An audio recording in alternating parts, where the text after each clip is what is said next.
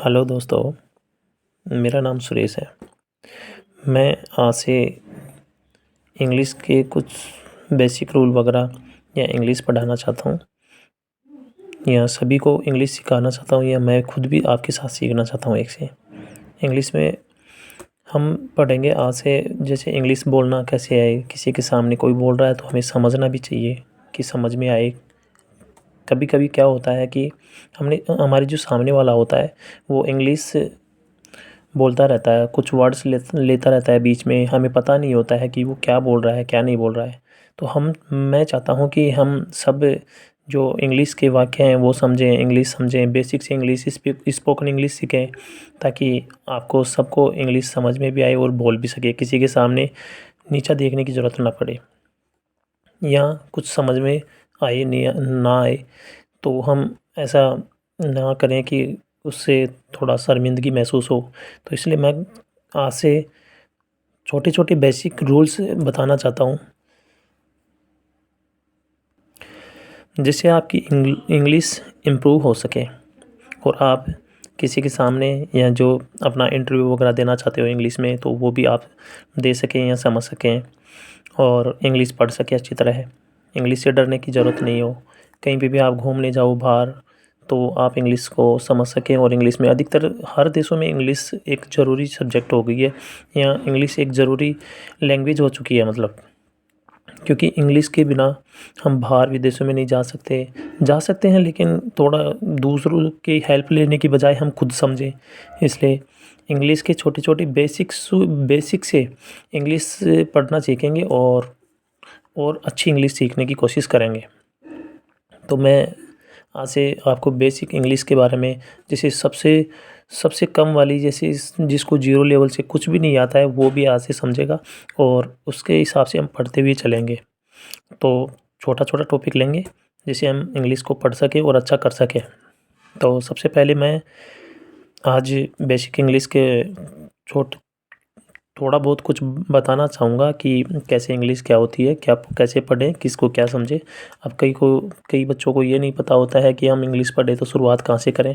तो इंग्लिश हम आज ज़ीरो से ही करेंगे और स्पोकन इंग्लिश में भी साथ चलेगी और वैसे बेसिक जैसे हम ग्रामर, मेडिकल वगैरह सब साथ चलेंगे ताकि इंग्लिश अच्छी तरह से हो सके। हाँ, तो मैं ज़्यादा समय नहीं लेके और अपने मेन टॉपिक पे आता हूँ। सबसे पहले हम पढ़ रहे हैं देखो बेसिक इंग्लिश। क्या पढ़ रहे हैं? बेसिक इंग्लिश और क्लास फर्स्ट है आज हमारी।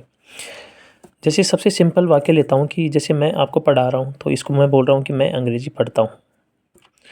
मैं अंग्रेज़ी पढ़ता हूँ ये एक वाक्य हो गया।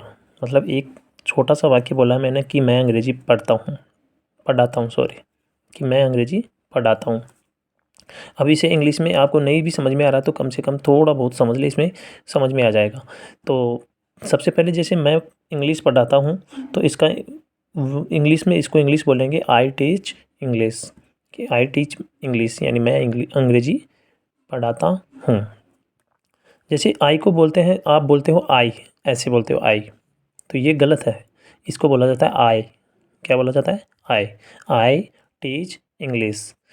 अब आई शब्द है, ये एक कर्ता हो गया मतलब जिसको इसको जो भी कोई इंग्लिश में कुछ भी बोलेंगे तो उसमें सब्जेक्ट तो होना चाहिए, यानी कोई काम करने वाला तो होना चाहिए ना, कि जो काम कौन कर रहा है, क्या कर रहा है, कुछ काम का पता होना चाहिए। जैसे इसमें कर्ता है तो इसको बोलते हैं, आई को बोलते हैं कर्ता। कर्ता यानी काम को करने वाला। जैसे काम को करने वाला,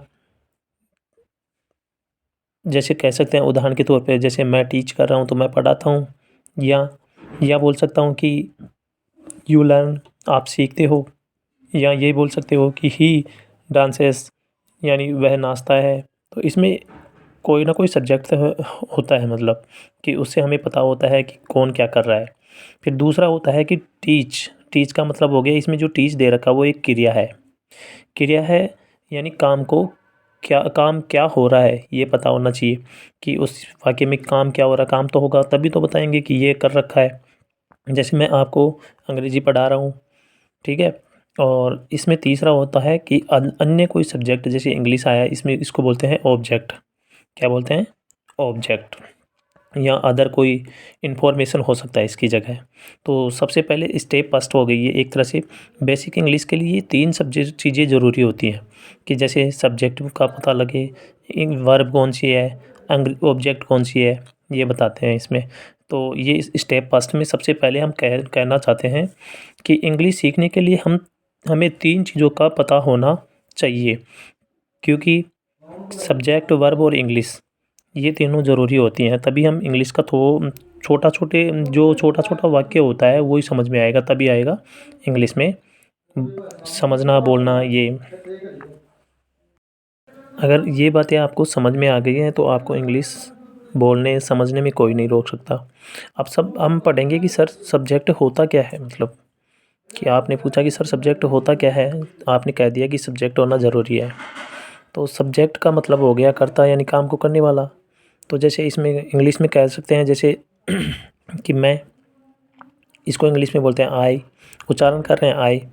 और इसमें जैसे हम कह सकते हैं हम, किसी को बोलते हैं हम लोग, हम सब ऐसे बोलते हैं तो उसको बोलते हैं वी। जैसे तुम या आप बोलते हो तुम, तो बोलना ठीक नहीं रहता है, तो सामने वाले को आप या बोल सकते हैं तो उसको बोलते हैं इंग्लिश में यू। ये ध्यान रखना, उच्चारण में यू बोलते हैं। जैसे वे सब वे सब या वे लोग ये बोल सकते हैं, तो इसमें उनको इंग्लिश में बोलते हैं दे। क्या बोलते हैं? दे।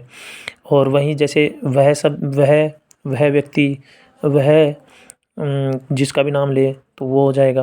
तो जो इसमें बोलते हैं ही का मतलब होता है, ही आता है मेल शब्द, यानी पुरुषों के लिए बोला जाता है। वह यह कर रहा है, वह यानी इस इंग्लिश सी ये महिलाओं के लिए आता है, इसमें भी वह ही निकलता है। लेकिन हिंदी अर्थ तो और सी बोलते हैं महिलाओं के लिए और ही बोलते हैं पुरुषों के लिए। यह है, ये आपने सुना होगा, यह ये काम कर रहा है, यह। तो इसके लिए आता है कि जैसे इट जैसा हम इन सब ही सी सब के लिए देख रहे थे, ऐसे यह ये के लिए इट आता है। इट शब्द आता है जिसका हम ये पता नहीं होता है कि वस्तु कौन सी है, तो हम उसके लिए इट ले सकते हैं यूज में। और तीसरी बात, हम जब ये सब पढ़ रहे हैं तो इनमें किसी में एक साथ 2 वस्तु भी आ सकती है, 1 वस्तु भी आ सकती है। तो उनके लिए हम क्या करें कि जैसे सबको तो ऐसे नहीं बोल सकते हैं ना कि 2 व्यक्ति दिख रहे हैं तो उनको एक साथ नहीं बोल सकते हैं। तो उसके लिए जैसे एक वचन के लिए जैसे इसमें आता है सिंगुलर नाउन, और बहुवचन के लिए आता है प्लूरल नाउन। तो इसमें एक वचन के लिए तो क्या होता है कि जैसे किसी में एक व्यक्ति के लिए एक बच्चा, एक कोई भी वस्तु वगैरह हो सकती है उसे, जैसे बच्चा, महिला, कुर्सी, ये देख लेते हैं। और बहुवचन में आता है जैसे प्लूरल नाउन बोलते हैं इसको, इसका मतलब हो गया एक से अधिक आने पर हम क्या लें, तो इसमें उसको बोलते हैं बहुवचन। बहुवचन में जैसे सब्जेक्ट के साथ कौन सी क्रिया आएगी या वर्ब आएगी तो उसको देखेंगे आगे। तो बहुवचन में आता है जैसे बच्चे हो गए, एक से अधिक बच्चे मिल जाएँ तो उसे बहुवचन कहेंगे। महिलाएँ होंगी, कुर्सियाँ हो गई, बहुत सारी कुर्सियाँ हो गई, एक कुर्सी को तो एक वचन में लेंगे और बहुत सारी कुर्सियों को बहुवचन में लेंगे। ऐसे ही अब आगे जो भी समझेंगे वो अगले टॉपिक में देखेंगे। धन्यवाद।